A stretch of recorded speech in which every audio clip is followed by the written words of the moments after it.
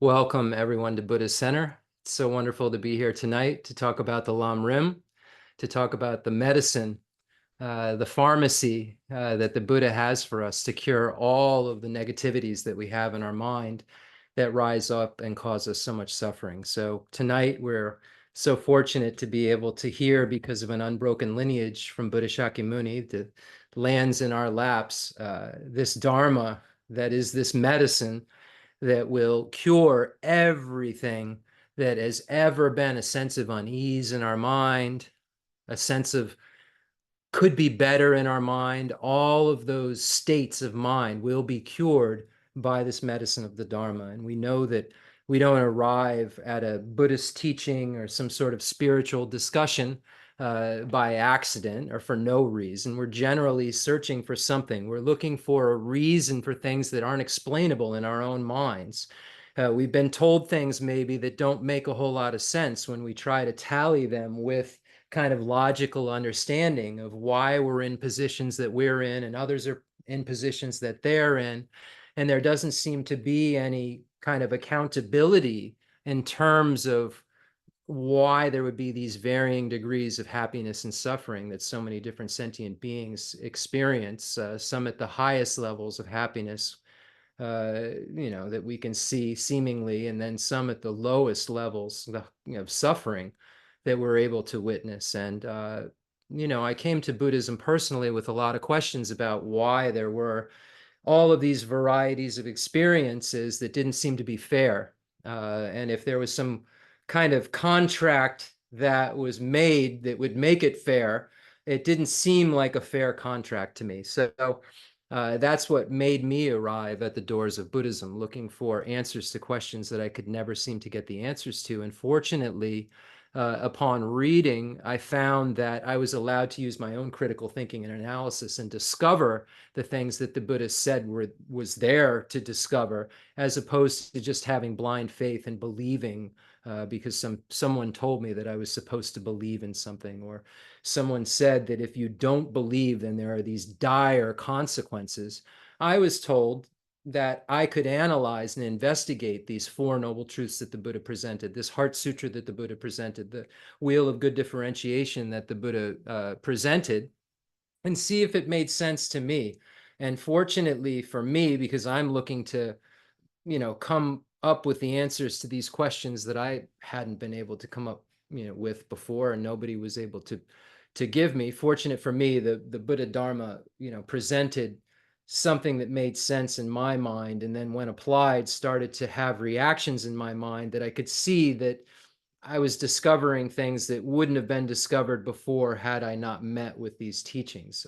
And they were teachings that I was able to put into practice and see kind of varying degrees of small little results in my mind changing little by little and taking maybe a step backwards, but then being able to, learn from those mistakes and then keep taking steps forward, because I had the steps to take, because I had listened to the teachings and had enough information to work with to kind of put it into play in my mind. And that's what really is so important. We must have the wisdom arisen from learning, from studying.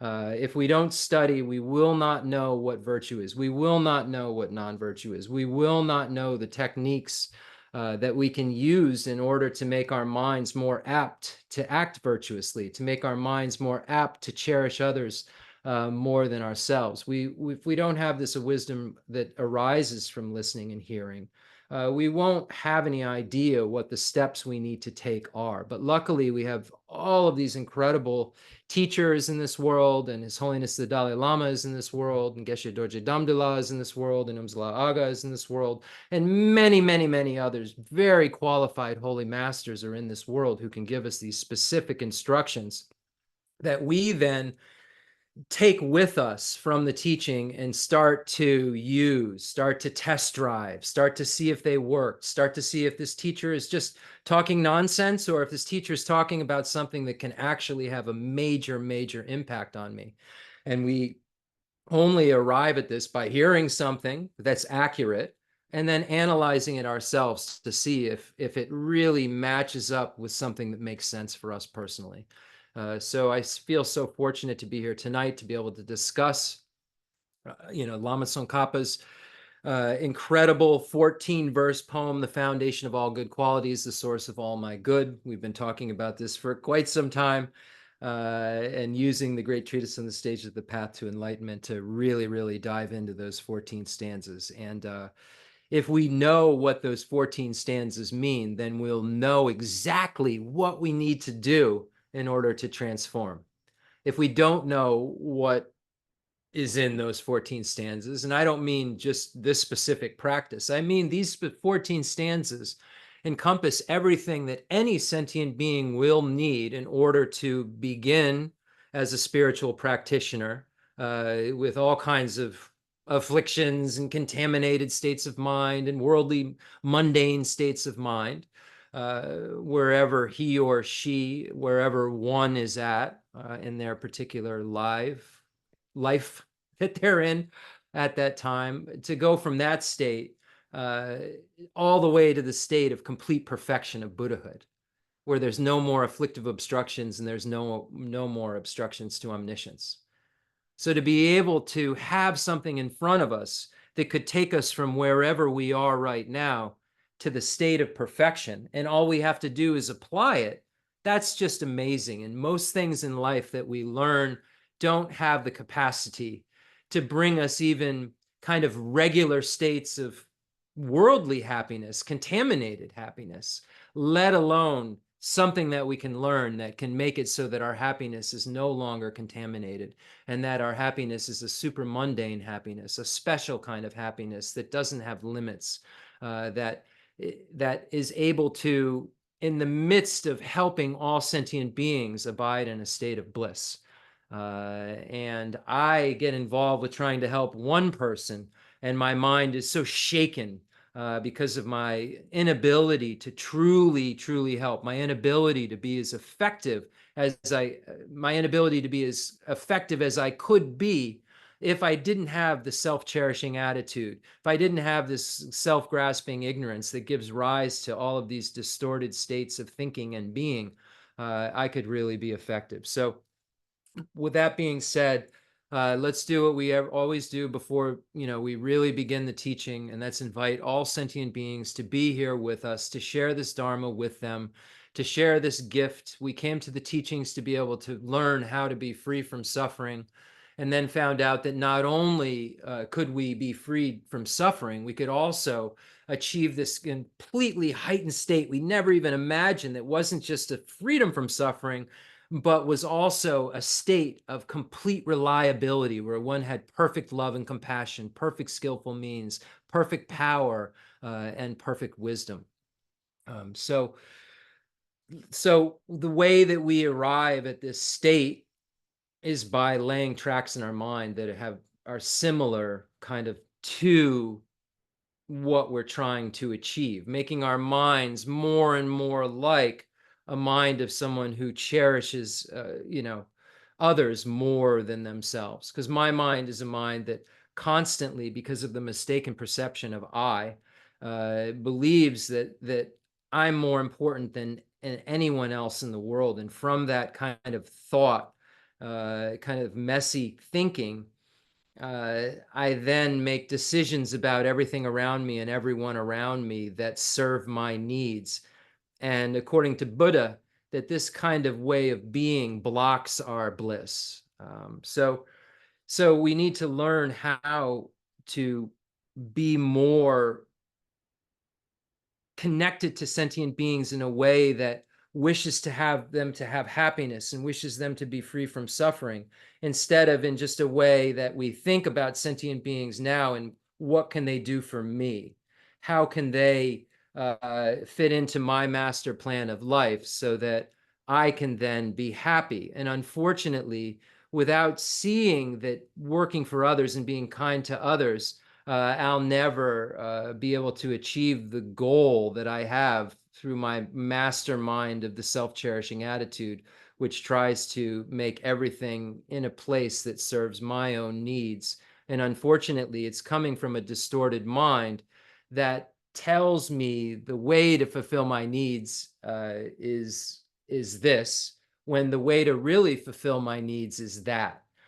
So I don't have a mind starting out that tallies with reality. I have a mind that believes that just caring for myself alone is the only way to go. And it's just mixed in with this self-grasping ignorance that makes a mess of all of it. So we'll bring all the sentient beings here. We'll bring all the hell beings, hungry ghosts, animals, humans, demigods, and gods.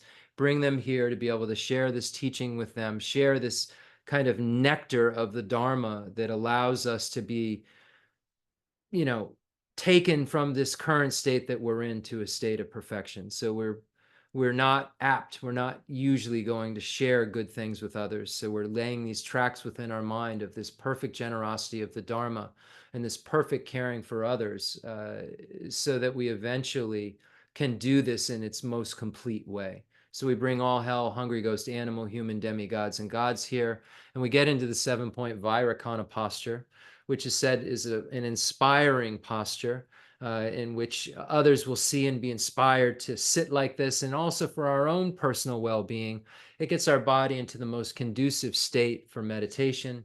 It allows all of the things to be aligned within our body that need to be aligned, and for our blood to flow as properly as it possibly can.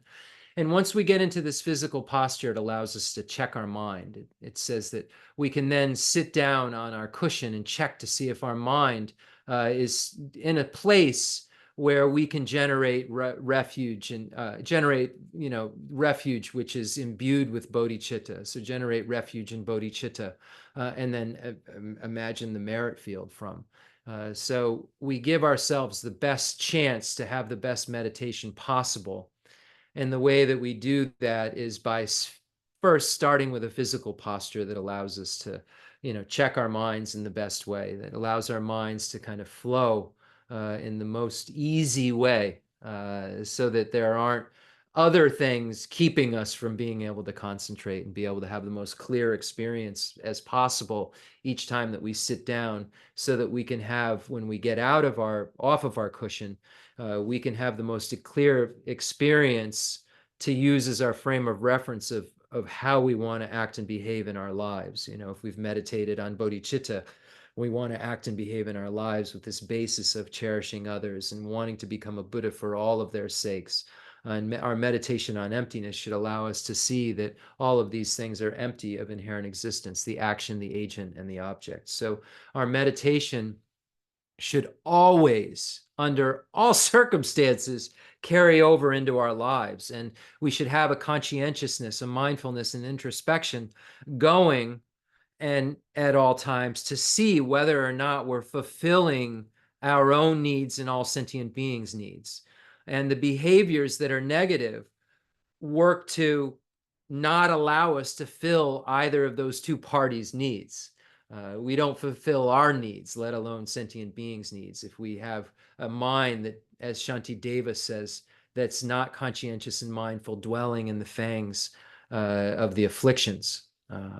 And it'll just be an automatic pilot of acting non-virtuously if we don't have this ability to hone in our mind in order to really, really check as we go through our day to see if every one of the moments that we're engaging in is a moment like Guntan Dembe Drume says, that each moment we should be trying to figure out how to leave an imprint in our consciousness of virtue.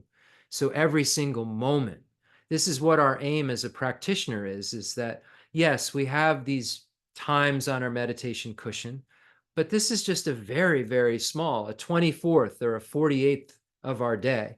And this isn't going to be enough if we're trying to utilize this life in the best way possible. So it's for that reason that we try to get control of this crazed elephant of our mind in such a way that we have a rope, and have, tied this crazed elephant of our mind down and said, this is where you're going to stay right here. And this is what you're going to think about. And if you think about this, then your body actions and your speech actions are going to be what you want them to be, because nobody likes suffering. And our mind if we engage in non-virtuous activities, we'll have to experience a suffering in the future as a result of non-virtue that we engage in. So anytime we're, taking moments and planting, imprints of non-virtue in our mind, all we're doing is making it so that we know we've set our mind up for unease later, for a state of just a displeasing state, a suffering state, just set up for later. And all of the great Kadampa masters say, if you want to know what your future lives are going to look like, just see how you're behaving now. This is your crystal ball into your future lives. You don't have to have all this special clairvoyance. All you have to do is see how you're behaving now, because your behaviors right now are leaving imprints, are putting seeds into your consciousness, so that causally, behaviorally concordant results happen, environmentally concordant results happen, fruitional results happen. All of these things are concordant with the causes that we create. And when we create non-virtue, non-virtue leads to suffering. When we create virtue, virtue leads to happiness. So we don't have to have any special powers to know what our future will look like if we are honest with who we are, how we engage our days, how do we engage other sentient beings. Do we, abandon harm for others? Do we work for others? These are the questions we ask ourselves. Are we engaging in non-virtues? Are we not engaging? Are we grasping at things more than, usual? Or are we grasping at them less than last year? These are all the things we ask ourselves. And this is how we know what our future lives will look like, and also how we know what our time of death will look like, where that one very special projecting karma occurs and throws us into some sort of realm, some sort of position, whether it be a demigod or a hell being or a animal or a human. We have this moment, this time at the time of our death, where our mind is really, really going to matter. Our mental state is really, really going to matter. And it's going to be what projects us into our next life. Our kind of state of mind will be what projects us into our next life. So not only can we get the gist of what we'll have experiences of by looking at how we're acting and behaving, we'll know if we are able to die in a way that isn't sudden, like a car accident or something like this. We'll know if we're prepared to die. And that sounds like a crazy way to put it, but we'll know if we're prepared to be able to put our minds into the state that we would want them to be in, meaning that would project us into another opportunity to practice Dharma, evolve, and eventually never have to be reborn out of control again, never have to suffer again, never have to age again, never have to get sick again. Eventually, we'll be able to do that. So we're in the 7-point Vairakana posture, and all sentient beings are here as our guest. And we're now going to slowly start to imagine that the refuge field is filling in front of us. So we have, again, just the visualization that you're doing. Slow it down for a second. You've invited all sentient beings here to share the Dharma with them. They're going to be able to hear it in their own individual languages of gods, nagas, and yakshas, in the language of demons and of humans too, and however many kinds of speech there may be. I will proclaim the Dharma in the language of all. So imagine that's what's happening. And imagine that all of these teachings are being heard by all of these beings. And now all of the sentient beings that you brought here are able to start to see the merit field. Buddha Shakyamuni in the space in front of you, sitting on a throne. His Holiness the Dalai Lama in the space in front of you, sitting on a throne. Khyentse Geshe Wandak Rinpoche in the space in front of you. Imagining Lama Zopa Rinpoche in the space in front of you. Imagining Geshe Lobsang Gompo, Khyentse Lobsang Gyatso, and Dema Locho Rinpoche, holy beings like this. Imagining Geshe Dorje Damdula, Umzula Geshe Aga.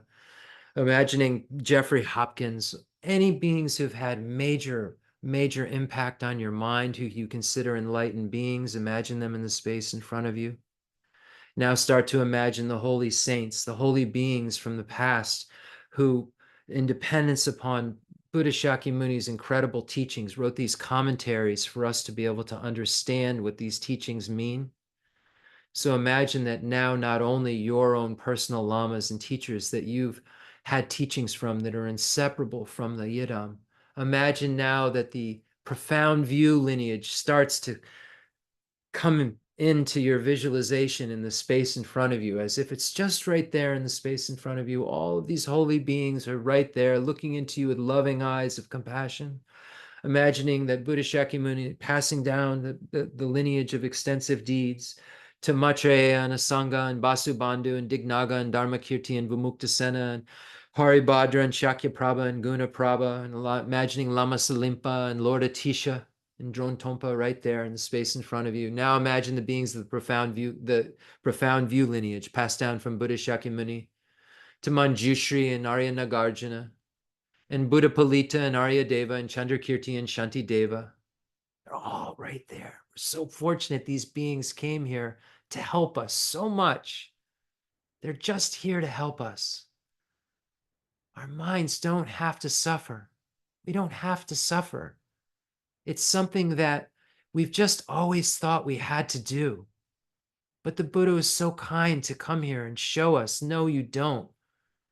And brought this beautiful Madhyamaka Prasangika view passed down through this profound view lineage that shows us how exactly to get rid of the self-grasping ignorance that gives rise to all of the negativities that we experience.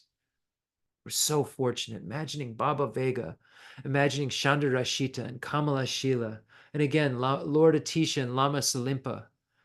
Just amazing. And Dorn Tompa, that all of these incredible lineages were all combined by Lord Atisha to be able to show us a complete path and show us how to combine these extensive deeds and profound view lineages to make a completely clear, all-encompassing path that doesn't leave anything whatsoever out. Now imagine the beings of the lineage of blessings passed down from Buddha Shakyamuni appearing as Vajradhara to Sarahama, Tripa, Tilopa, Naropa, Jetsumarpa, Jetsumilarepa, imagining Jagam Pompa, imagining Drone Tompa passing down the Lamrim lineage to all the old Kadampa lineages. Right there. All of these holy beings that have such an influence on our mind. We're imagining them in the space in front of us and supplicating them, please continue to rain your blessings of this pure Dharma on us. Please continue to help us in any way possible. And by me saying this, it reinforces in my mind, please continue to read the works of these holy beings of the extensive deeds, profound view lineage, and lineage of blessings. Oh, mind, please read this. This is what's important. These are the beings that are holy. These are my heroes. These are the beings that can really help me in such a way that I never have to suffer again and I never have to experience blisslessness or unreliability or some kind of inadequate compassion or love. Imagine the holy beings of the Tibetan lineages, Padmasambhava and the Nyingma lineage, imagining Longchenpa and Mipam, imagining the Sakya lineage, Sakya Pandita, Sakya Kongan Yinpo, all the beings of the Kaju lineage, Jagam Pompa, and all the holy Karmapas, the beings of the Galupa lineage. And Lama Tsongkhapa was so kind to not only be able to combine all of the paths, but even summarize them even more by taking all of the old three Kadampa lineages and bringing them into one succinct tradition. So Lord Atisha was able to bring all of the extensive deeds, profound view lineage, and so forth into one kind of idea that then went to the three Kadampa lineages, who looked at these teachings in different ways in terms of extensiveness. But then Lama Tsongkhapa was able to bring all of these things into one succinct path. And we're so fortunate that we have texts like the Great Treatise on the Stages of the Path to Enlightenment and the Essence of Eloquence and the Golden Rosary the commentary on the Abhisammalamkara, and the ocean of reasoning, the commentary on Nagarjuna's Mulya Madhyamika Karika. Lama Tsongkhapa was so kind to write these varying lengths of Lam Rim for us to be able to change our minds so quickly. If we let the Lam Rim impact us, if we actually take the medicine that's been given to us, and it's been given to us for free. In most medicine, we need insurance and then a copay. But this medicine is for free. This is something that all we have to do is put these things into practice, like taking a medicine, and we'll begin to become cured. And it's a permanent cure, a cure for death, a cure for unease. Wow, we're so fortunate. Imagine Kirtip J and Jelsup J right there. Lama Tsongkhapa is passing down all of this incredible Lamrim lineage and all this incredible instruction and commentary on the Chandrakirti's text and Nagarjuna's text and Maitreya's text. We're so fortunate.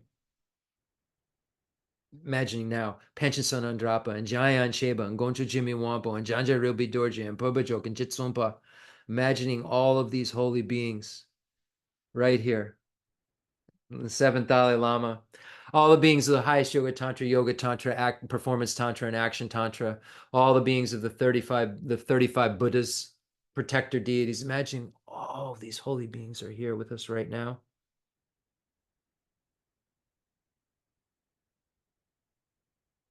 We're so fortunate.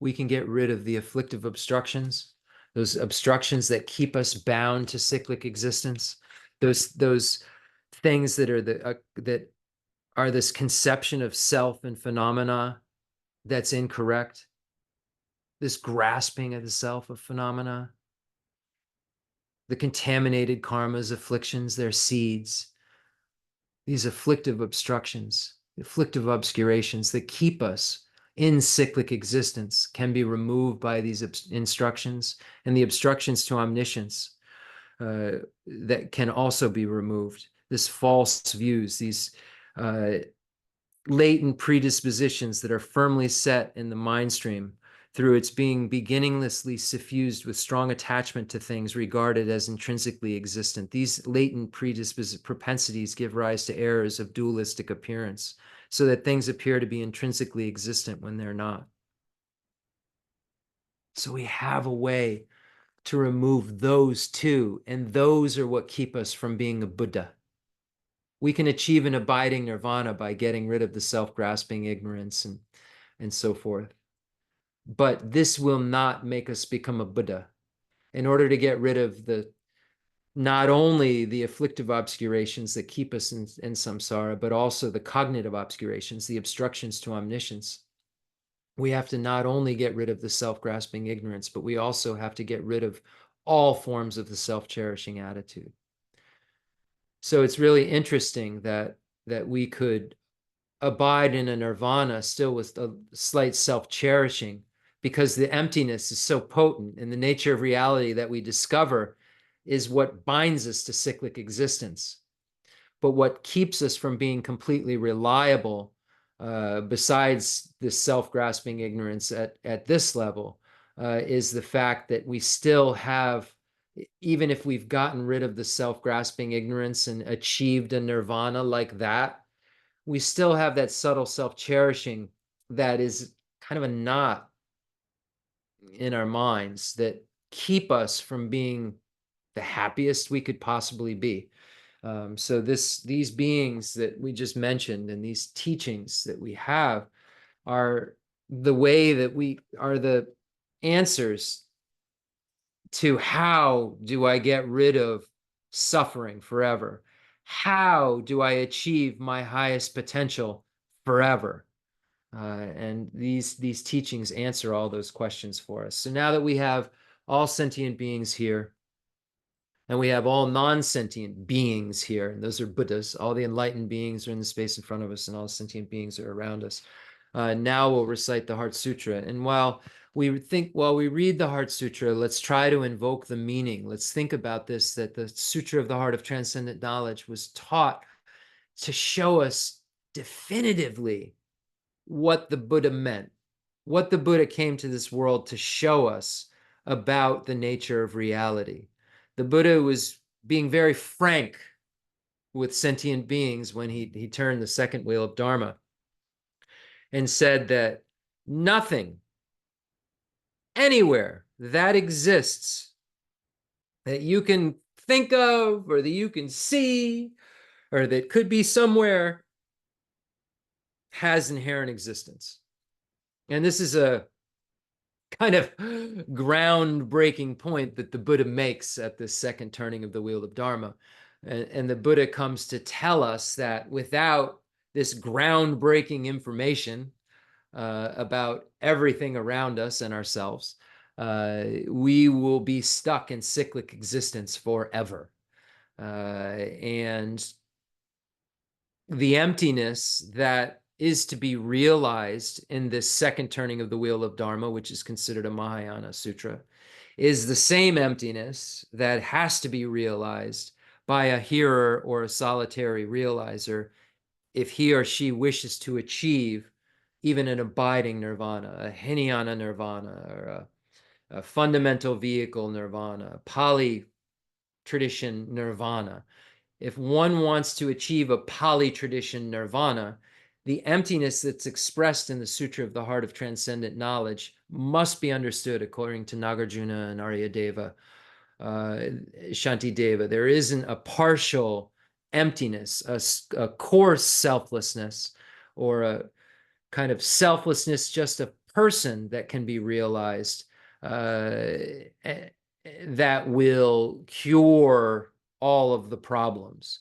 According to Nagarjuna and Aryadeva, in meaning Lord Buddha, it's necessary to have this understanding of emptiness in relation to everything, not only yourself, but everything else, in order to end samsara, let alone become a Buddha. So this emptiness that's presented here, which is a non-affirming negative that negates only one thing, that's inherent existence. And it does not negate existence. It negates the existence of inherent existence, but it does not negate existence. Conventionally, things exist subjectively. They don't exist from the side of the object.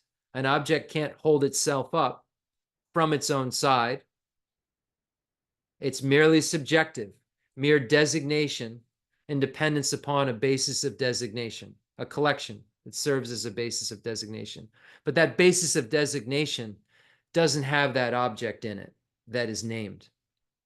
The thing that's named, the designated object does not dwell within side the basis of designation.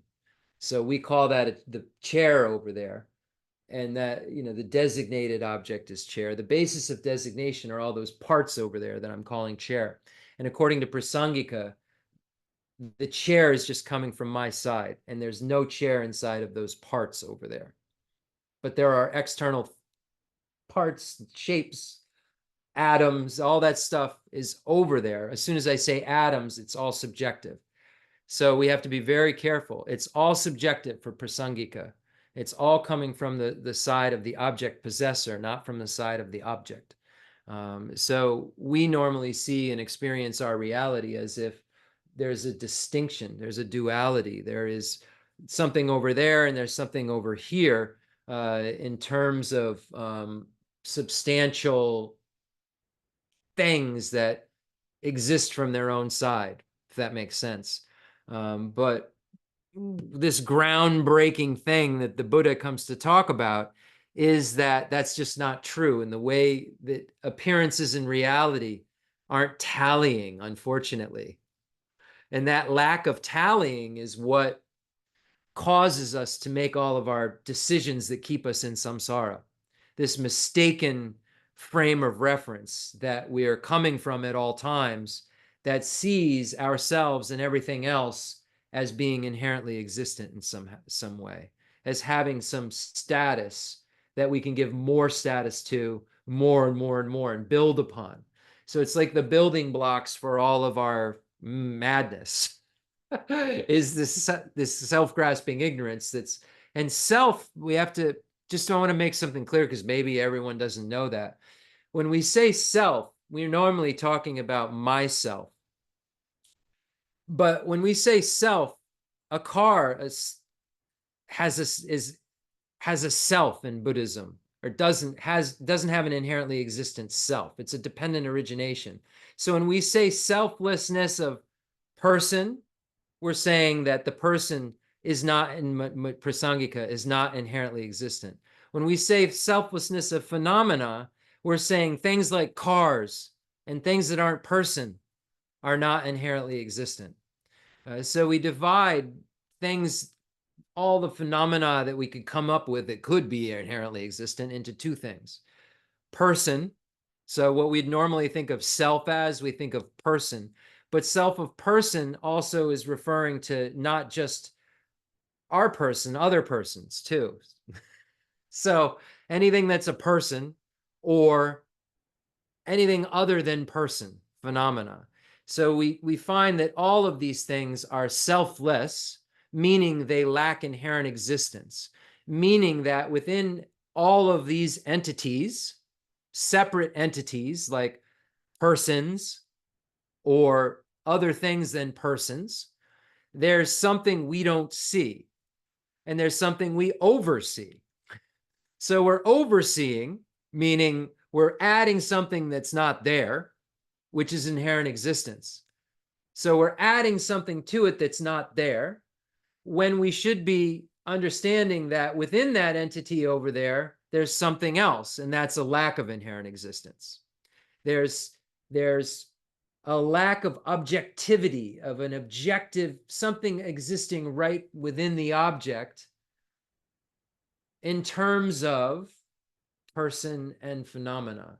So when we say selflessness, when we say it in terms of the Pali tradition, we're always talking about selflessness of person and selflessness of phenomena being empty of having a self of person. That's really as far as you go in the Sautrantika school, that all this stuff around here doesn't have me in it. My hand doesn't have me in it.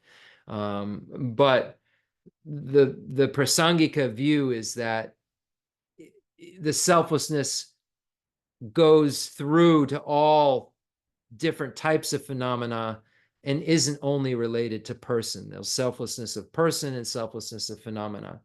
So this is important for us to distinguish and understand that when we hear no self, that doesn't only refer to, if we're talking about prasangika, that doesn't only refer to person, you and me. It can refer to chair, the selflessness of chair, the selflessness of that chair has a selflessness, that exercise bike, that screen over there is selfless. Why? What does selfless mean? It doesn't have an inherently existent self. It doesn't exist from its own side by itself. Does that make sense? It's not that self over there, that it doesn't have this intrinsic self. But there is a self, a dependent origination there that is merely designated. So when we look at the dependent origination, there's dependent origination of causes and conditions and wholes and parts. But really, what the Buddha is talking about that we need to understand is the dependent origination, which is just mere designation onto those wholes and parts and impermanent causes and conditions. A mere designation onto those bases of designation. So this stuff makes more and more sense as you see that, okay, so I'm believing that I inherently exist and you inherently exist. Self of persons, there's an inherently existent self of person. And then I believe that the chair over there inherently exists, and the Buddha's pure land inherently exists. Maybe that's a bad example. Buddha Shakyamuni's body inherently exists. My mind inherently exists.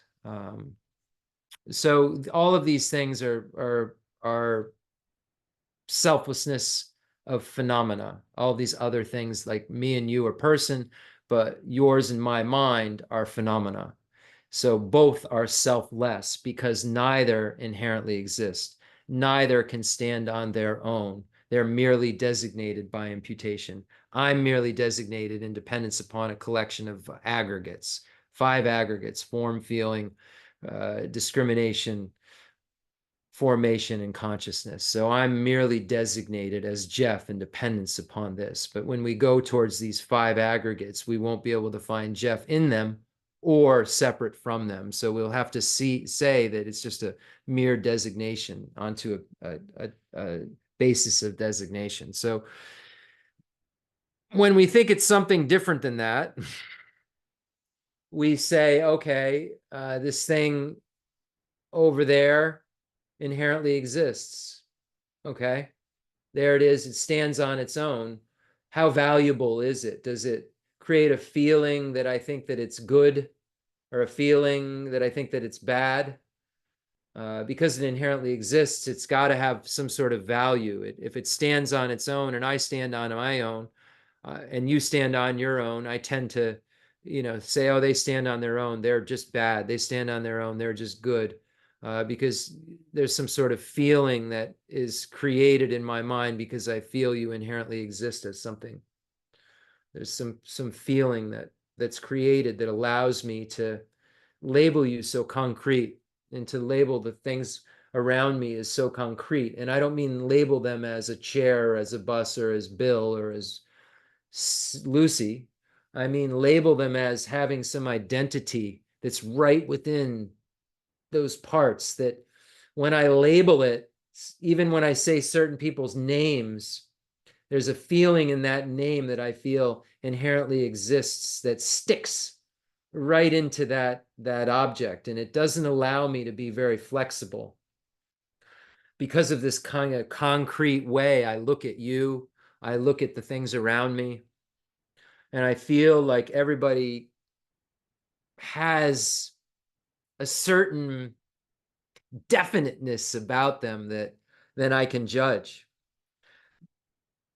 And then somebody acts in one certain way, and then I make them into that. They act really nice to me, and they're really nice people. They act once, they have a bad day and act in a way that I don't like, they're really bad people. And then I can hold that in my mind. But then when I think of myself, I allow myself to act in any way that I want. And then I don't think anybody should think anything of me, but, oh, I'm only human.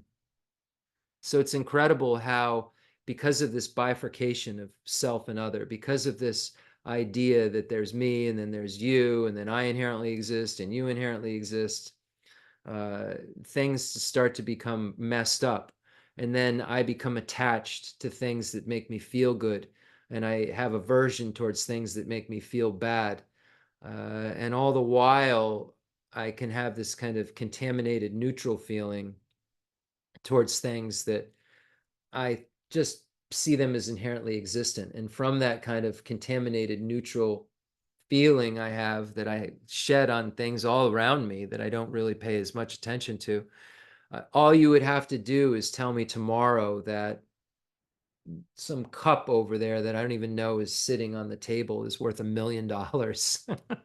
And then suddenly, that cup that I didn't even see when I walked by is the loudest thing in the room somehow or another, because my mind just made it into that.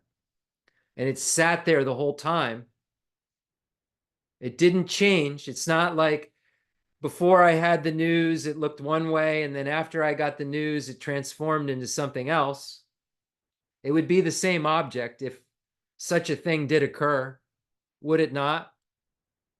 You have some old dirty coin in the bottom of a drawer that you've put stuff on for years, and then suddenly you find out, oh, wait, I saw in the news that that specific year is really special, really rare, and couldn't even 50 years be worth money. Then all of a sudden, this thing, you're cleaning it up, and okay, where should I put this?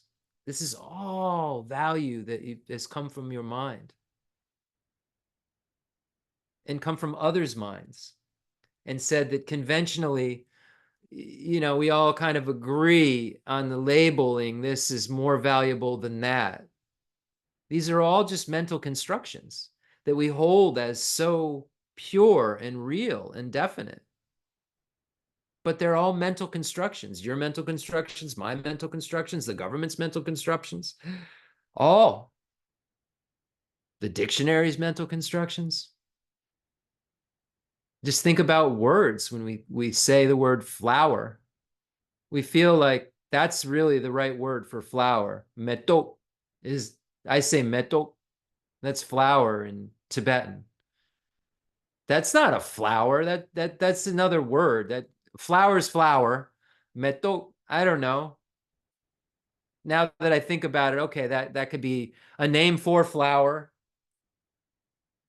when it's the name for flower for somebody else.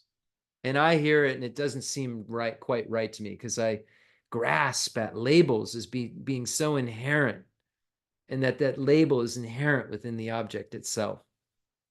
And I get so strong a feeling about it that when I hear the name of something in another language, I feel that you're just trying to say what I'm saying. I feel that strongly about my labels, that they're the ones that are the right labels for the inherently existent object. And that label is right inside it. The chairness is right inside that chair over there. And this is a huge hurdle you have to get over in Madhyamaka thinking. And some Madhyamaka thinkers thought that subjectivity, that there was a 50-50 kind of relationship going on between the object and the object possessor that was allowing it to come into being, that the object had some nessness, but it was only brought into being by this mind designating it. But the mind had to have some stuff to work with from the object's side for it to be a chair and not a bicycle. But Prasangika says, no. It's not from the side of the object at all, because there's so many varying degrees of experience with an object.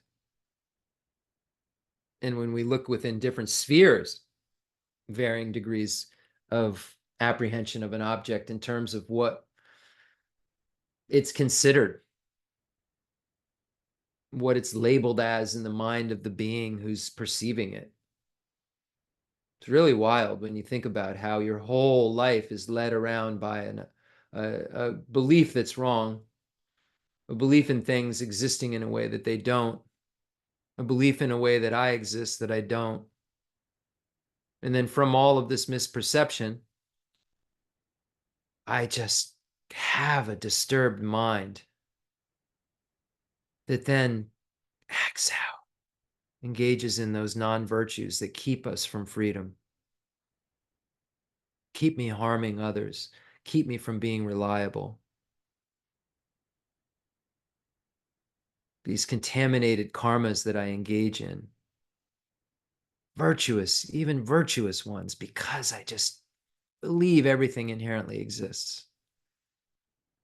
And then I get more samsara over and over again, turning like buckets on a water wheel, like Chandrakirti says in the entrance to the middle way, going from the highest states of existence to the lowest states of existence, just turning and turning and turning, out of control through the 12 links of dependent origination, going through it over and over again, ignorance leading into our actions that are leading into planting seeds in the consciousness, and then name and form, and then the sources, and then the contact, and then the feeling, and then the clinging and attachment, or craving and attachment, or craving and clinging, and then potential existence, and then we have the link of birth, and then we have aging and death. So we just keep going through this cycle over and over again. And these 12 links aren't in a specific order that they're happening in. It's just this chaos that we're experiencing. We're being projected into experiences, and we're having things happen completely beyond our control. Yet we feel as though we're in control. Yet we are just spinning out of control, going through from ignorance to ignorance, to ignorance, to ignorance, to ignorance. And that ignorance is because it's just perpetually there as an underlying quality of our mind, then it just gives rise to all of this other stuff that keeps us bound to cyclic existence, keeps us bound to suffering, keeps us bound to a state that lacks perfect freedom, perfect wisdom, perfect love, perfect compassion, perfect skillful means, perfect power. It lacks the things that a Buddha has. So that being said, explicitly, this teaching is on that's the antidote to the wrong way of thinking that we have. And then the hidden teaching here is about the five paths, all and the bodhisattva grounds, the five paths, the path of accumulation, preparation, seeing, meditation, and no more learning, the 10 bodhisattva grounds that one will have to traverse in order to become a Buddha. So with that being said, let's recite the Heart Sutra. One moment here.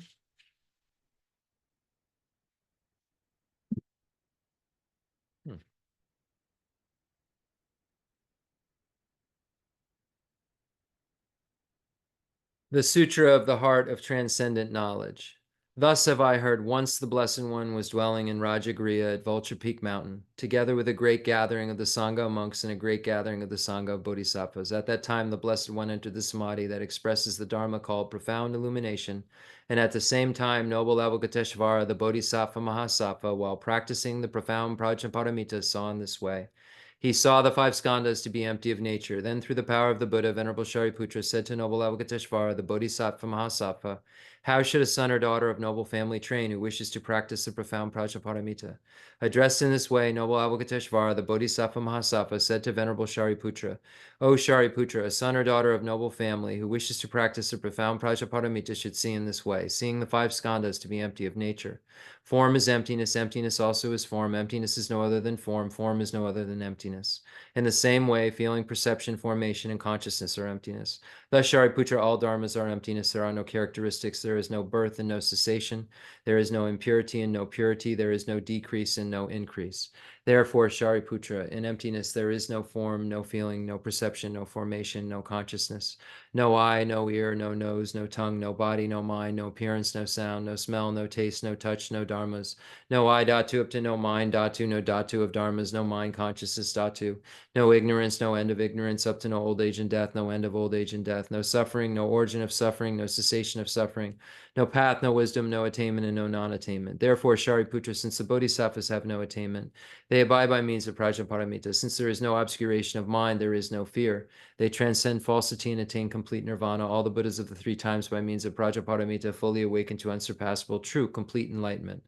Therefore, the great mantra of Prajnaparamita, the mantra of great insight, the unsurpassed mantra, the unequaled mantra, the mantra that calms all suffering should be known as truth since there is no deception. The Prajnaparamita mantra is said in this way.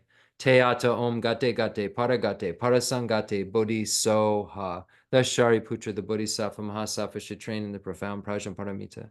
Then the Blessed One arose from that samadhi and praised noble Avalokiteshvara, the Bodhisattva Mahasattva, saying, Good, good, O son, honorable family, thus it is, O son, honorable family, thus it is. One should practice the profound Prajnaparamita just as you have taught, and all the Tathagatas will rejoice. When the Blessed One had said this, Venerable Shariputra and noble Avalokiteshvara, the Bodhisattva Mahasattva, that whole assembly in the world with its gods, humans, asuras, and Gandharvas, rejoiced and praised the words of the Blessed One.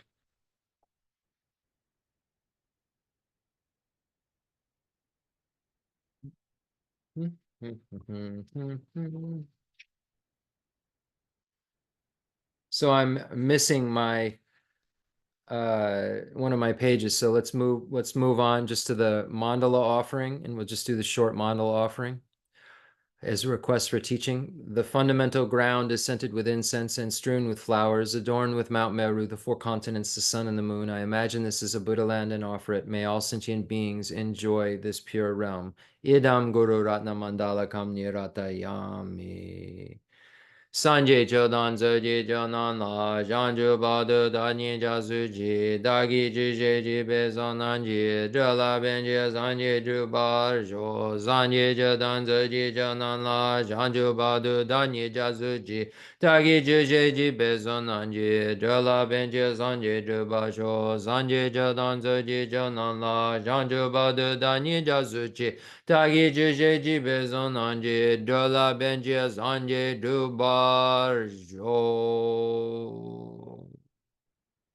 Enthused by great compassion, you taught the immaculate Dharma to dispel all perverted views. To you, the Buddha Gautama, I pay homage. If you are attached to this life, you're not a spiritual practitioner. If you are attached to samsara, you have no renunciation. If you are attached to your own self-interest, you have no bodhicitta. If there is grasping, you do not have the view. Okay, thank you so much, everyone. I'd like to begin tonight by reading something from the seventh Dalai Lama. It's called "A Sun to Lift Sleep from the Weary," and I think it goes really nicely. It goes through the whole Lam Rim, just as the foundation of all good qualities does, in the way that the seventh Dalai Lama does, very poetically. And then we'll move back over to the source of all my good, and we'll just go over a little bit about the medium scope and that we arrived at. Yeah, so that's the plan for this evening. So this is called "A Sun to Lift Sleep from the Weary," and this is from Meditations to Transform the Mind. Beautiful book by Glenn Mullen, where he translated a whole bunch of the seventh Dalai Lama's incredible poems and works. And I find the seventh Dalai Lama to be one of the most moving writers for my mind. It doesn't mean it's for your mind, but for my mind, he writes in a very direct way, and it really has an impact, I think. So I'd like to share this with you tonight. I think one other time I read this, maybe right after Rinpoche passed away. But I think it's wonderful to read it again. A sun to lift sleep from the weary. Namo Guru Be. Honor to Jitsongkhapa, most renowned of ascetics. Manjushri incarnate as an ordinary being who with perfect meditation understands all teachings of the mighty Buddha and everything to be known. In the muddy waters of this, my mind, are found no sweet teachings to point the way. Yet listen to this song which echoes the words of the wise.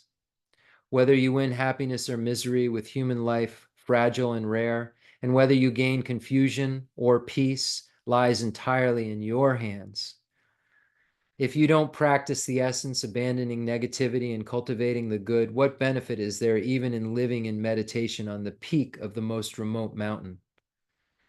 Taking upon yourself the commitment of training in the bodhisattva ways, but then not striving to produce the causes of enlightenment, or at least of higher rebirth, are you not one to be scorned by the masters? One may shave one's head and wear 100 sets of beautiful robes, yet still one is swept into misery if one lives unwisely and is overpowered by attachment. Oh, you lazy mind, why don't you get the message? This life slipping like a mountain stream pauses not for a moment. Within a century it ends, and a mind leaves body. Will the devil of death not come to you? Led by death, only karmic memories follow. Look now to what you will do, alone and friendless, wandering through the great path of the middle, the bardo, that long, narrow, treacherous pass. So the bardo is the intermediate state, the in-between state between this life and the next life. There's an in-between. I think that's the best translation, the in-between state. And that's what it's talking about. You'll pass away, and the only thing that you're bringing with you is your karma and your friends, and you're alone. All your friends are gone, and now you're wandering in this between state, about to take a birth, lost in fantasies about the material world, thrown adrift by the winds of the eight worldly concerns, clinging to things of superficial satisfaction alone. At death, one is weighed down with the pain of an empty soul. So this is what I mean by it being prepared for that time of death, the pain of regret, the pain of not having done what one is supposed to do, the pain of having only clung to things of superficial satisfaction, the 8 worldly concerns. Feeling good, not feeling good, getting a gift, not getting a gift, hearing pleasant words, not hearing pleasant words, being famous, not being famous, these kinds of things. Feeling bad because you're not famous, feeling bad because you're not praised, feeling bad because you feel bad. These are the things that we're talking about, just spending your life worrying about those sorts of things. And at the end of your life, you're weighed down by all of the kind of superficial satisfaction that you ran after that can do nothing for you at that point. And the pain of an empty soul. There's nothing there. You have nothing to work with at the time of your death. You have nothing to help you make that potential existence, that 10th link, be the karma you want to throw you into your next life. Although one's body or that of another may seem attractive if one looks not deeply, in reality, it's oozing with germs, blood, and pus like a crystal pot filled with shit. How naive the mind that takes pride in it. And this is something that Shantideva's Guide to the Bodhisattva's Way of Life just brings up over and over and over again, that we as human beings are like a filth-making machine. Even if we go on a picnic, we leave the place dirtier than we left it. When we take like a beautiful piece of fruit, as soon as we put it into our mouth and start to chew it, it turns into filth.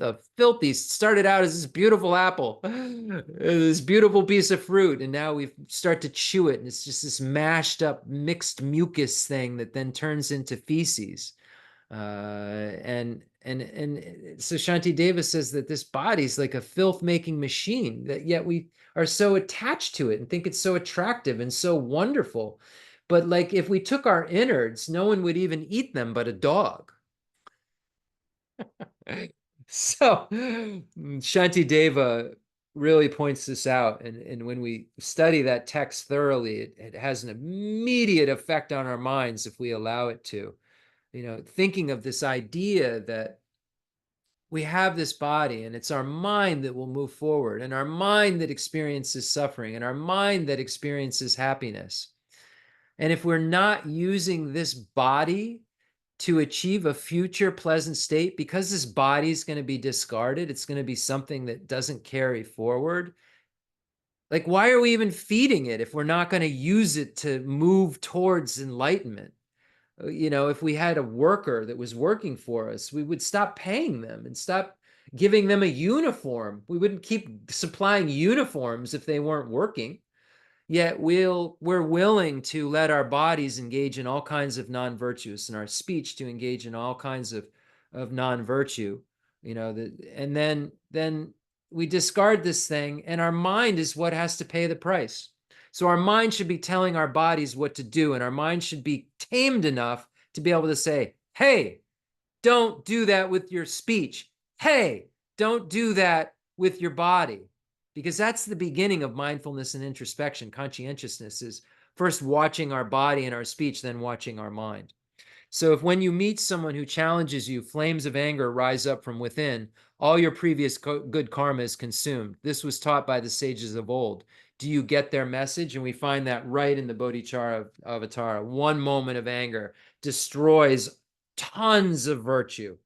And we see that patience is really something that the Bodhisattva is trying his or her hardest to cultivate, because that anger is what causes the discouragement that causes them to not be bodhisattvas. So it's really, really something that the bodhisattva must have. And if the bodhisattva must have it, it's something that if we recognize that one moment of anger is so potent, then that won't allow us to even get higher realm rebirth, let alone liberation in the abiding nirvana sense, and liberation in the non-abiding nirvana sense. So it says, if this anger rises up within you, all your previous good karma is consumed. This was taught by the sages of old. Do you get their message? Are you listening? So Seventh Dalai Lama keeps saying, this has been taught. You have the path. You know how to make your mind better. Are you actually listening? Are you doing something about it? Fruitless as the water tree are samsaric indulgences. Fruitless as the water tree are samsaric indulgences. And like mead that intoxicates, turn your back on deluding objects and strive solely to practice Dharma. Do not deceive yourself for a moment with laziness that thinks to act later, or you will die praying for help.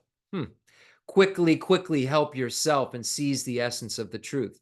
And when we look at the Lama Tsongkhapa's text, we see that right at the beginning, it says, grant me then this wish and never stop to wish that I could take its essence night and day. Seize the essence of the truth. Don't be lazy. Quickly help yourself.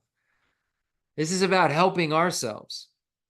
A living being who has never been your parent cannot be found by an omniscient mind.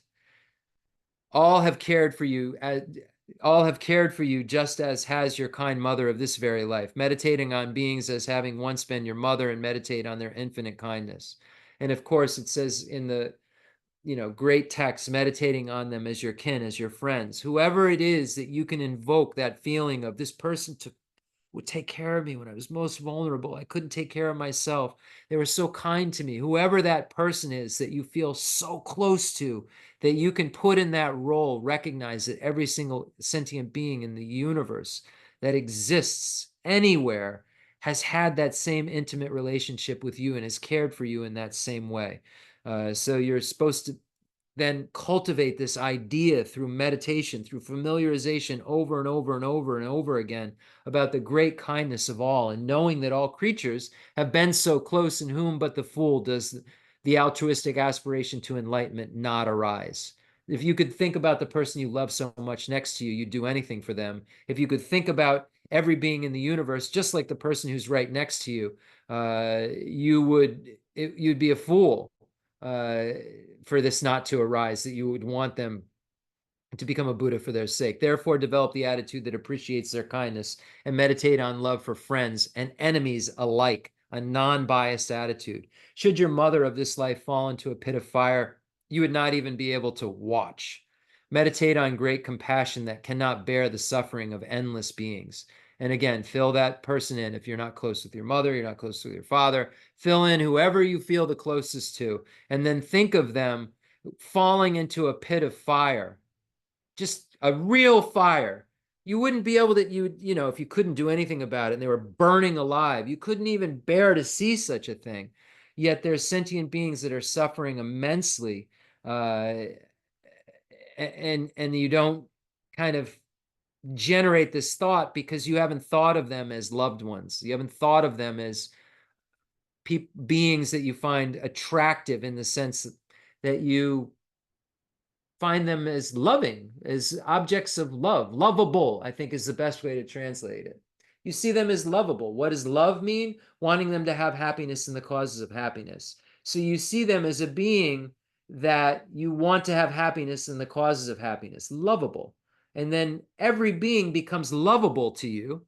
And then in that way, friends and enemies are alike, because they're all some people you love. That makes any sense, because you've changed the way you think about beings. You've stopped labeling them incorrectly because you've thought about it in a broader perspective. Should your mother of this, however, only a fully enlightened being can be of ultimate benefit to anyone. Therefore, develop the wishing Bodhi mind that yearns for enlightenment for others' sake, and within your continuum, generate actual Bodhi mind that trains in the mighty Bodhisattva ways. The Bodhisattva ways, the six perfections, move in the expanse of Bodhi mind made firm, like clouds gliding in the vastness of space, realizing a steady rain of goodness and joy. Work with the methods that spontaneously unfold the flower petals of this joyous state.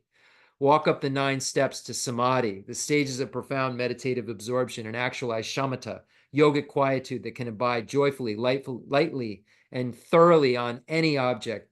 Then turn awareness to the void, to pure distinguishing awareness, to the intuitive perception of emptiness.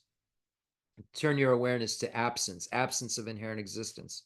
You take this mind of samadhi, this calm mind of shamatha that you've achieved, and then you have a union of special insight, this analysis that you've done with the shamatha, and it creates even a more stable, blissful, calm state of pliancy and physical and mental pliancy and bliss that actually your shamatha goes up a level, that your special insight, your wisdom actually induces it, not the other way around. It's not like your calm mind becomes like a special insight mind. Your special insight says, hey, shamatha, and then unites with it and becomes like a superpower, if that makes sense. That's kind of what it sounds like happens, although it hasn't happened to me yet, but it will, because Buddhist teachings are accurate.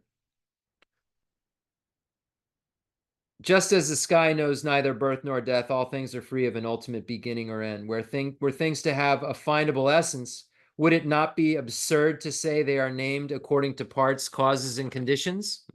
With this kind of reasoning, heart of the middle way, the Madhyamaka masters eliminate ego grasping, strive to understand their point, that the dreamlike, rainbow-like, mirage-like world that appears is completely and utterly empty and void. Having been asked to compose a song, the stick of affection beat on the drum of my mind, and 7 melodic tones burst forth. May its meritorious energy spontaneously help all mother sentient beings quickly to attain that sublime state called thus gone.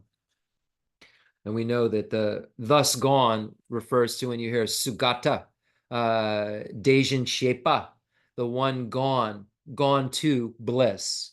Sugata is gone to bliss, arrived at bliss. Thus gone. Thus gone where? It's gone to a state of bliss. Okay, so this is when you hear that word, what that's referring to. So we have a tiny bit of time. So we're going to look at Lama Tsongkhapa's Source of All My Good for just a moment. And this is what's beautiful about this, is that it encompasses all of the stages of the teaching that are necessary. There's nothing in there that's left out. So therefore, I can achieve everything that I want to achieve based on it. And what do I want to achieve? The same thing you want to achieve: freedom from suffering in the highest state possible my mind can achieve, in terms of happiness, in terms of reliability, in terms of loving compassion, in terms of power and wisdom. That's what I want. And I would guess if you knew what all that meant in a complete way, you would want it too. Just me saying, would you want bliss that never ends? Yeah. Do you want to suffer ever again? No. You answer the questions that Buddha came to ask, and then say, okay, well, if this is what you're wanting, here's how you get it. And you get it by engaging in this pathway that begins with a teacher who is credible, a teacher who knows what they're talking about, knows how to differentiate the paths, knows about the vast paths and the profound paths, knows how to show you exactly how to ripen, can be generous enough and skillful enough in their language to be able to, and speak nicely enough to be able to influence others' mind and help ripen their minds, because that teacher is engaging in the practices themselves and is actually tasted the food that they're saying is delicious. It's so important to have a teacher that fulfills qualities like those in the Mahayana Sutra Alamkara, the 10 qualities, and the Tantra requested by Sabahu, where we find those excellent qualities that are needed. And really, the excellent qualities of ethics and kindness, and they're not trying to cheat you, is so important. So the source of all my good is my kind Lama, my Lord. Bless me first to see that taking myself to him in the proper way is the very root of the path, and grant me then to follow him with all my strength and reverence. Bless me to realize that the excellent life of leisure I found just this once is ever so hard to find and ever so valuable. Grant me then to wish, and never stop to wish, that I could take its essence night and day. My body and the life in it are fleeting as the bubbles in the sea froth of a wave. Bless me first thus to recall the death that will destroy me soon, and help me find sure knowledge that after I've died, the things I've done, the white or black, and what those deeds will bring to me, follow always close behind, as certain as my shadow. Grant me then ever to be careful to stop the slightest wrongs of the many wrongs we do, and try to carry out instead each and every good of the many that we may. So Pabunko Rinpoche says there's 4 sections. First section is relying on the teacher. First section is relying on the teacher and how to find a teacher. And then the next section is, what do you do after you've found a teacher? So the first stanza deals with the first category of getting a teacher. And then the next 12 stanzas, 11 stanzas, deal with what you do once you've found a teacher. So the first stanza deals with how to find a teacher, what kind of teacher, etc. And then the next 11 stanzas deal with what to do once you found a teacher. And then the last two stanzas, the first stanza deals with making aspirations that any obstacles are removed and that spiritual friends and companions are always with you and so forth. And then a dedication, which is the fourth category, to being able to achieve the state of Vajradhara yourself.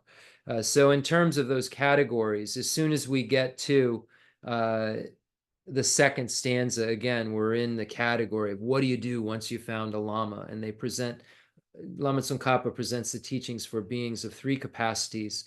And the small scope section ends at try to carry out instead each and every good of the many that we may. So we learned already last week and the week before, we talked about the death and impermanence. And we really, when we look at the small scope section, we're talking about the section in the Great Treatise on the Stage of the Path to Enlightenment that begins with relying on a spiritual teacher and then goes to leisure and opportunity. And then from leisure and opportunity, we have the topics of death and impermanence. And then after death and impermanence, we have reflecting on future lives. And then, oh, wow, this is a problem. We need to find a refuge. Then we learn about refuge and generate refuge through fear and faith in the basis. After learning very well of what the Buddha has to offer, we go for refuge to the Buddha. And then we learn about the various varieties of karma and non-virtuous karma and how to engage in virtuous karma and then how to purify non-virtue through the four opponent powers. So we find all of these topics within the small scope section or the teaching shared in common with beings of small capacity, because these are foundational practices that must be practiced for medium scope practitioners and great scope practitioners. So therefore, they're called shared in common with, because they aren't something that, oh, if you're a medium scope practitioner, you don't have to worry about the small scope. The small scope is already baked into the medium scope when we look at it in terms of explanation.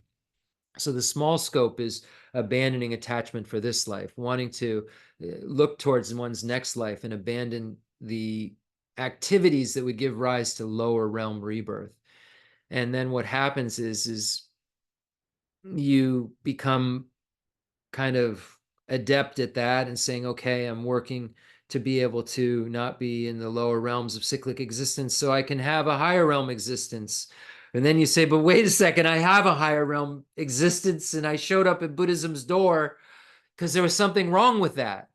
So why am I only engaging in something to make that happen again? Is there some bigger perspective? So the next perspective is the medium scope, where you say, okay, let me take a look at, if it's not the lower realms, what other kinds of rebirth I could have within cyclic existence, within this thing called samsara.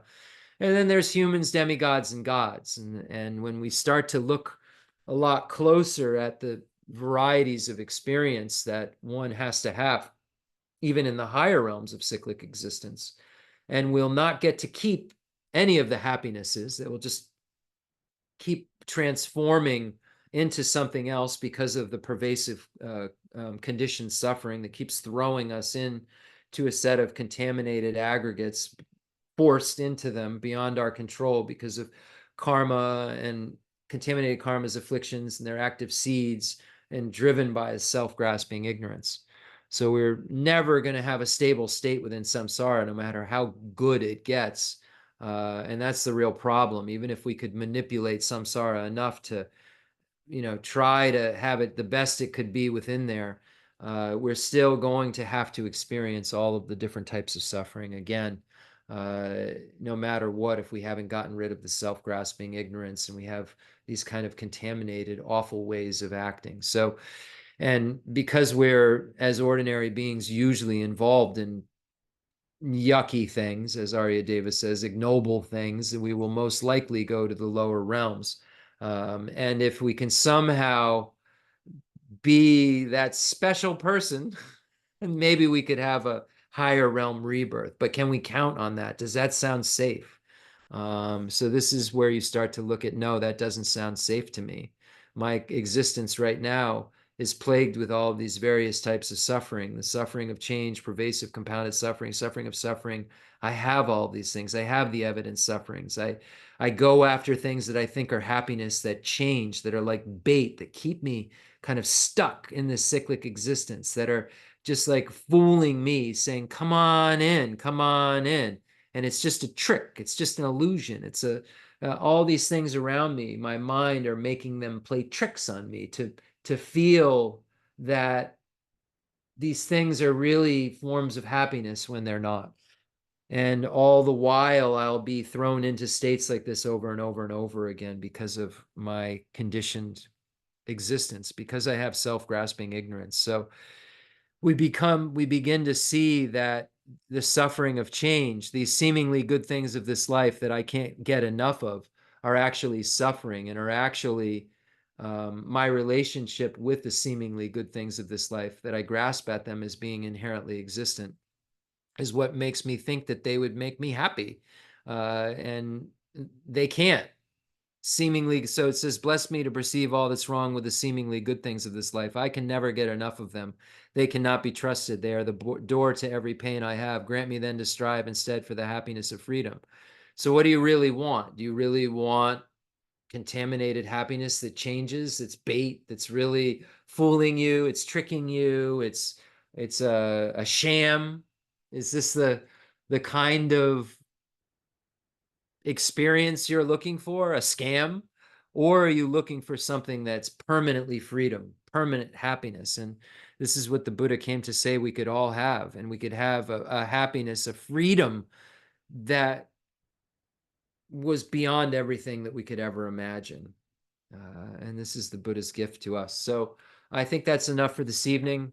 I do want to read the ending Lam Rim dedication. The end of the great treatise in the stages of the path to enlightenment, Lama Tsongkhapa makes a dedication.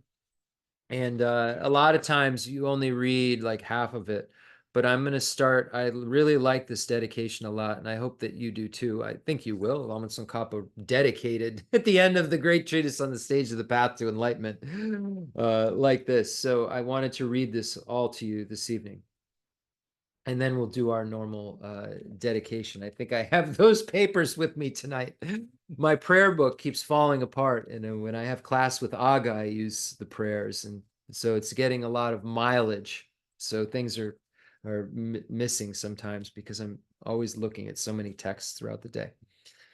So this is the dedication from the Great Treatise on the Stage of the Path to Enlightenment. To know precisely all scriptural systems with a single eye that sees the sage's boundless scriptures is a way that delights the wise. I rely on a spiritual teacher well trained in such a way, and as my refuge I take the Adi Buddha, Manjughosha, through whom I discern reality. May this greatest of all scholars, a master, always protect me. The stages of enlightenment. The stages of the enlightenment path have been carefully transmitted through the generations from Nagarjuna and Asanga, the crown ornaments of the scholars of Jambudvipa, banners resplendent among beings. Because they fulfill the wishes of humankind, these instructions are a wish-fulfilling jewel. Because they gather the rivers of 1,000 textual systems, they are an ocean of glorious eloquence. It was the great scholar Dipankara, Atisha, who revealed them in the snowy mountain range, so that in this region the eye that sees the conqueror's path did not close for a long time. Then, when there were no more scholars with accurate knowledge of all the teaching's vital points, this auspicious path declined for a long time. After I saw this situation, in order to spread these teachings, I organized everything the conqueror said in all his variety of teachings into stages of a path for a single fortunate person who is riding on the supreme vehicle.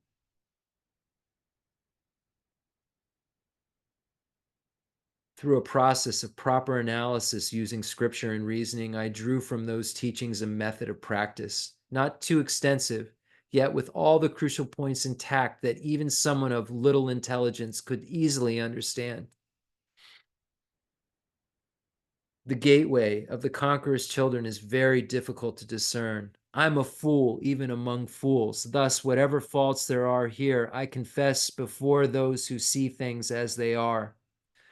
By accumulating through long effort the two collections as vast as the sky, may I become the chief of the conquerors, guide all beings whose minds are blinded by ignorance, also in all lives until I reach that point, may Manjughosha look after me with loving kindness. May I find the supreme path complete in the stages of the teaching. By accomplishing it, may I please the conquerors. By skill and means inspired by a strong, loving kindness, may the vital points of the path that I precisely know clear away the mental darkness of beings. May I then uphold the conqueror's teachings for a long time. In regions where the supreme precious teaching has not spread, or where it has spread but then declined, may I illuminate that treasure of happiness and benefit with a mind deeply moved by great compassion. May this treatise on the stages of the path to enlightenment, well founded on the wondrous deeds of the conquerors and their children, bring glory to the minds of those who want to be free, and long preserve the conqueror's achievements. As for all who provide conditions that support integration of the good path and clear away conditions that inhibit that integration, whether they are human or not, may they never be separated in all lifetimes from the pure path praised by the conquerors. When I strive to properly achieve the supreme vehicle through the 10 deeds of the teaching, may I be accompanied always by those who have power, and may an ocean of good fortune pervade all directions. The fundamental ground is scented with incense and strewn with flowers, adorned with Mount Meru, the four continents, the sun, and the moon. I imagine this is a Buddha land and offer it. May all sentient beings enjoy this pure realm. I dedicate whatever virtues I have collected for the benefit of the teachings and of all sentient beings, and in particular the essential teachings of Venerable Zandrapa to shine forever. I send forth this mandala to you, precious Guru. Any mistakes that I made, I apologize. I didn't knowingly make them. But if I did, may they be purified by this mantra of Vajrasattva. Om Benzasato Samaya Minibalaya Benzasato Zaino Vajradida Meva Zulagai Meva Zubagai Meva Anurad Meva Zavazini Meva Rajasava Kamasuja Megajam Shangoro Om. Ha ha ha ha ho Bhagavan Zavadata Gata Benzamami Monga Benzabapa Mazamaya Zapa Om Ve. May we always be protected by Paul and Lama. Jorama Jorama Jojorama Tunjakala Rachamo Ramo Achadacha Tunjoro Om Jo. I dedicate all this virtue to emulate the knowledge of the hero Manjushri and likewise Samantabhadra as well. With whatever dedication is praised as supreme by all the conquerors who traverse the 3 times, I also dedicate all my roots of virtue for the sake of auspicious deeds. Long life prayer for His Holiness the Dalai Lama. In that pure land surrounded by snowy mountains, you are the source of all benefit and happiness. All-powerful Avalokiteshvara Tenzin Gyatso, may you stay until samsara's end. Prayer of supplication to Namgyal Khenso Geshe Wandak Rinpoche to please come again. And also may we supplicate Geshe Lobsang Gompo or Jeffrey Hopkins to please come back into our world and help. A complex yogi poses as a simple monk. Homage to Khenso Geshe Wandak Rinpoche, our precious spiritual friend who is inseparable from Aryatara. I fully prostrate, covering as many atoms of the earth as possible to your pure body, speech, mind, and enlightened activities. I offer to you drinking water, bathing water, flowers, incense, candles, scented water, food, and music purified by Om Ah Om Om Ah Om Om Ah Om. The rarity of having 1 million wish-fulfilling gems is a common occurrence compared to meeting with a holy teacher like you who placed the complete path to Buddhahood in our childlike hands. Just like a teacher who came to Tibet with a lamp to dispel the darkness of ignorance, you kind abbot arrived in the West with a lineage purer than a diamond and begged us never to be satisfied with partial instructions. The teachings of the extensive deeds and profound view lineages flowed from your lips like nectar for our ears that elucidated the teachings for beings of 3 capacities.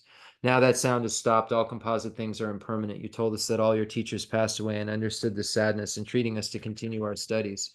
The Buddha does not wash away the negativities of beings, nor does he remove their miseries by his hands. His spiritual realizations are not transferred to them. It is by teaching the truth of suchness that beings are liberated. We are not prepared to take this difficult journey to the highest goodness of Buddhahood without your continued guidance. The sadness in our hearts would be too overwhelming. May you swiftly return to this world and take care of us in all of our lives, wherever we may be, never leaving our hearts in crowns. May all sentient beings perfectly realize renunciation, bodhicitta, and the correct view of emptiness so they know who you really are. Thank you so much, everybody. I appreciate your kind and patient listening, and I hope that you figure out a way, like I'm trying to figure out a way, to make every single moment of your life be imprinted with virtue, be imprinted with the understanding of emptiness, be imprinted with bodhicitta. Every moment, if we could just have this mind that wishes to become a Buddha for the sake of all sentient beings and simultaneously understand that the action, agent, and object are empty of inherent existence, we could really, really powerfully, swiftly, quickly it'd be like a time machine to Buddhahood that would get us there like super fast. Set it for super fast. All we have to do is to set it for super fast is engage in virtue every moment. And the only way we can do that is to try to tame our minds. And there's no one who can tame our minds but ourselves. Thank you so much. I hope everybody has a great week.